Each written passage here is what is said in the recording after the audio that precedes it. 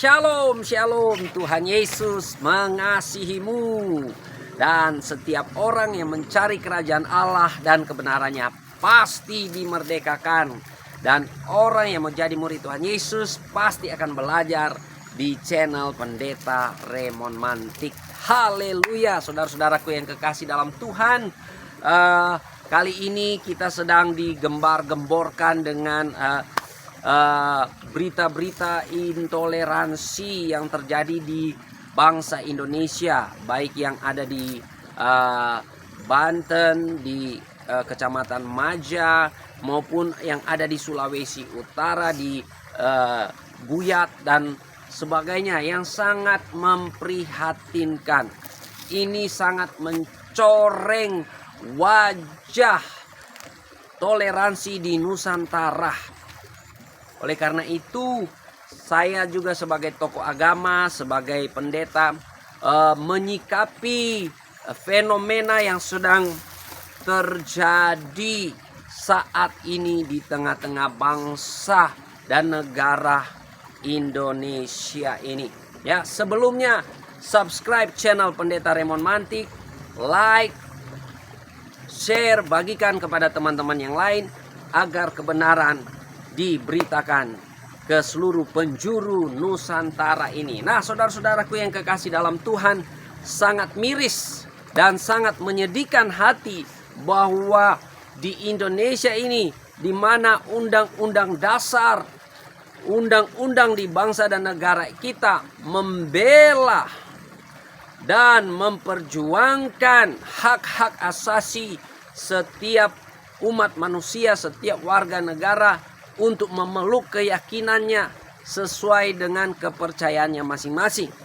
Namun di beberapa daerah tertentu kita melihat adanya intoleransi, di mana mereka melarang orang-orang lain beribadah. Mereka melarang orang lain beribadah karena itu mengganggu akidah mereka. Apakah ini sesungguhnya yang menjadi gembar-gembor selama ini agama yang rahmatan til alamin? Atau apakah ini yang selama ini digembar-gemborkan agamamu agamamu dan agamaku adalah agamaku? Apakah dengan orang Kristen beribadah?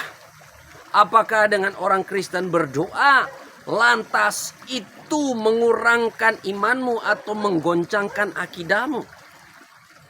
Sangat disayangkan orang-orang oknum-oknum seperti ini yang sudah terpapar dengan ajaran-ajaran radikalisme,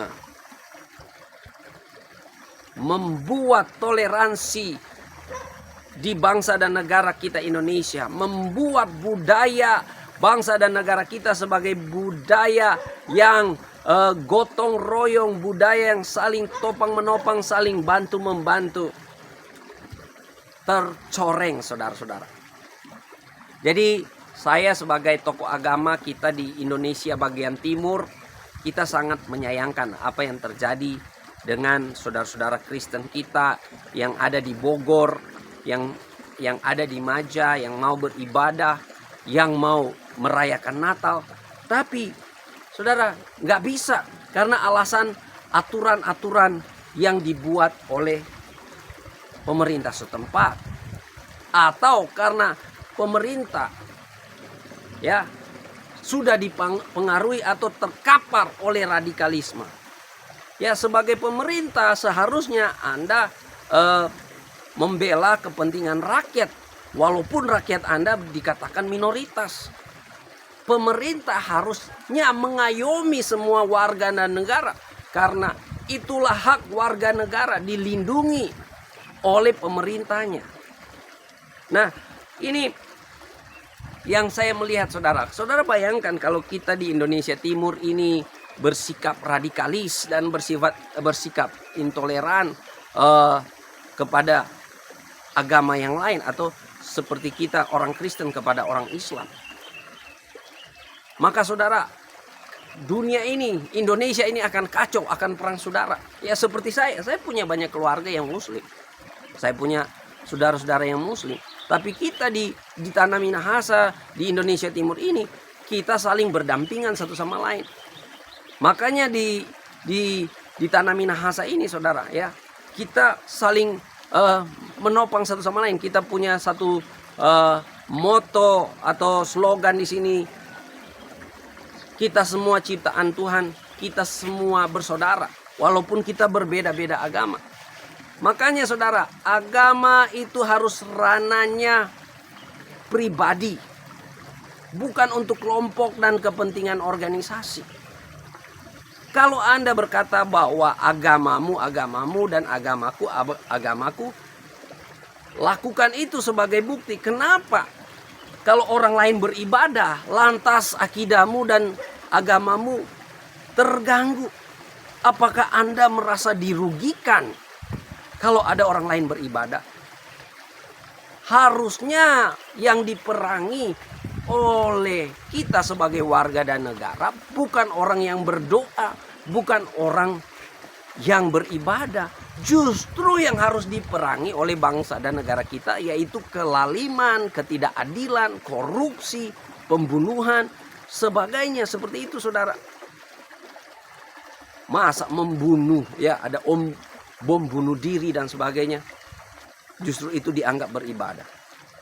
Ya, di dalam Alkitab kita harus tahu, orang-orang Kristen, bahwa yang membunuh, yang datang membinasakan, yang datang mencuri, itu hanyalah iblis.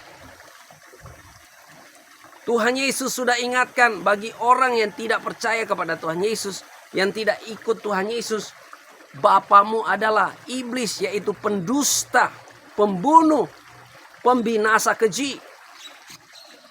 Jadi ajaran intoleransi, ajaran yang tidak menghargai orang lain, itu ajaran yang datang dari setan. Itu yang dikatakan oleh Injil. Sedangkan kita, orang-orang Kristen, kita harus belajar mengasihi bahkan musuh kita sekalipun. Makanya orang Kristen tuh biar, ya, kata sudah teraniaya, sudah dizolimi, nggak ada orang Kristen ngebalas itu, ya, apalagi di bangsa dan negara kita. Justru kita mendoakan.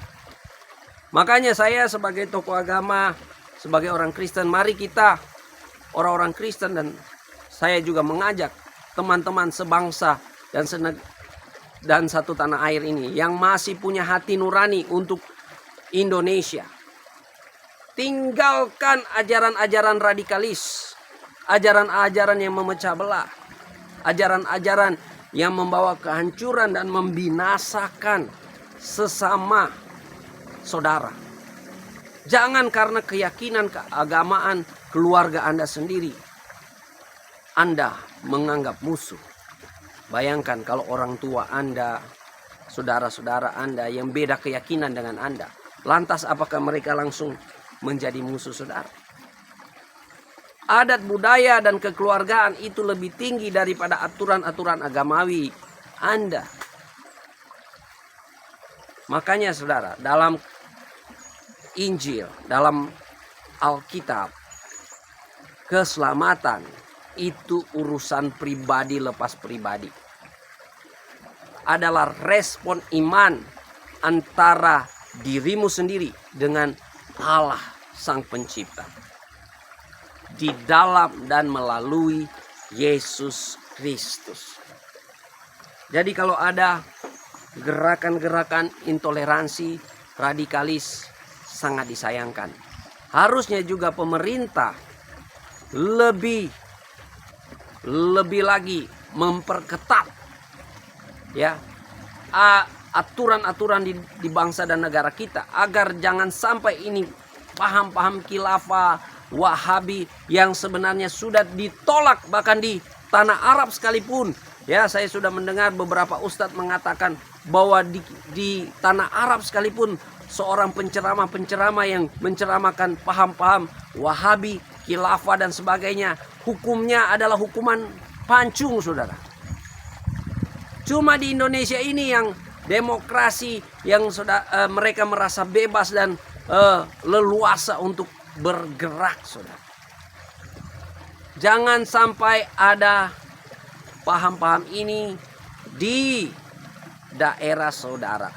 Oleh karena itu orang-orang Kristen, ya kita nggak memerangi mereka pakai pentung, pakai senjata, pakai apa, enggak. Kita berdoa. Ya, karena peperangan kita bukanlah darah dan daging. Yang kita perangi ini adalah penghulu-penghulu di udara, yaitu penguasa-penguasa di udara, yaitu kuasa-kuasa setan yang menabur benih-benih kerajaan kegelapan, benih-benih dari kerajaan setan yang datang membunuh, menghancurkan. Mari kita sadar, yang punya hati nurani, buat sahabat-sahabat muslim, teman-teman saya yang muslim juga, ya, jangan sampai kita terbabit oleh ajaran-ajaran ini.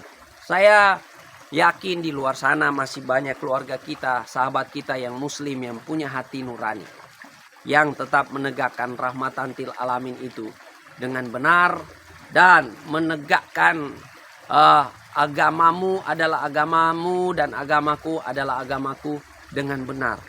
Kalau ayat ini berkata agamamu adalah agamamu dan agamaku adalah agamaku, maka kita saling respect, saling menghormati satu sama lain.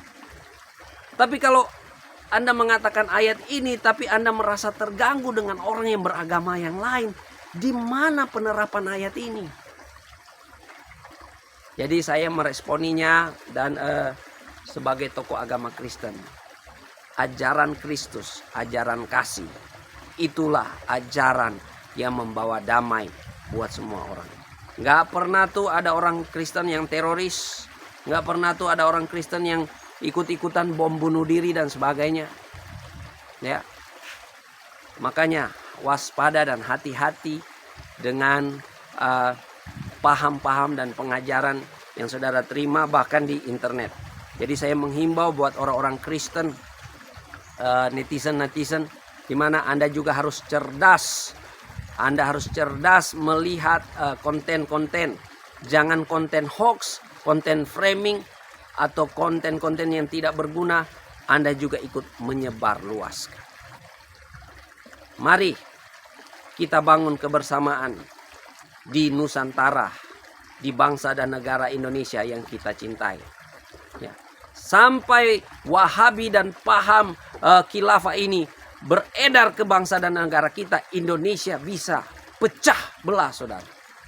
Tapi kalau kita tetap pada Pancasila dan dasar negara kita, Undang-Undang Dasar 45, maka saya yakin Indonesia akan menjadi negara yang maju, negara yang perkasa, bahkan menaklukkan negara-negara Eropa dan negara-negara yang lain.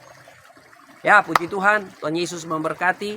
Terima kasih sudah mendengar tanggapan respon dari channel Pendeta Raymond Mantik terhadap situasi keadaan yang sedang terjadi di bangsa dan negara kita. Saudara, subscribe channel ini, like, share, bagikan kepada teman-teman, dan saudara bunyikan lonceng notifikasi agar saudara mendapatkan konten-konten terbaru dari channel Pendeta Raymond Mantik. Tuhan Yesus memberkati. Orang yang mencari kerajaan Allah dan kebenarannya pasti dimerdekakan.